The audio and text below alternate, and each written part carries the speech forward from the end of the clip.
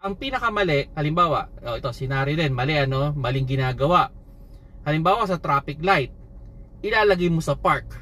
Ay mali 'yun.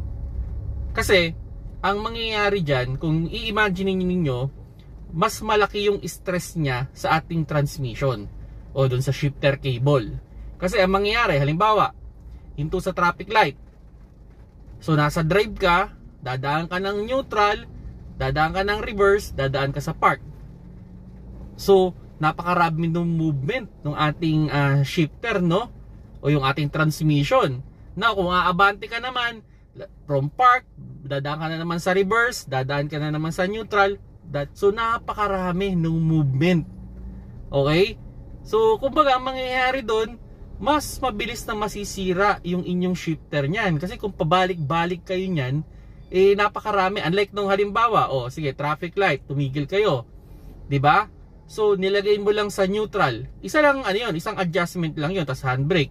Pagpapaabantehin mo, lagay mo sa drive, release mo yung handbrake. Okay na, tatakbo na ulit. So, ganun lang yung pinaka-idea mga paps, no?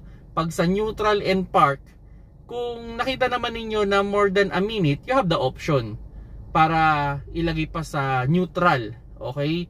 Then, i-handbrake. Pero yun nga, hindi ko i-advise kung titigil kayo ng sandali, dadalhin nyo sa park, tapos ibabalik nyo na naman sa drive. Kasi ayan, minsan may nakikita talaga ako nyan sa mga traffic light. Kasi mapapansin mo naman yan eh. Iilaw yung kanilang yung ilaw na puti, na ibig sabihin dumaan ka doon sa reverse.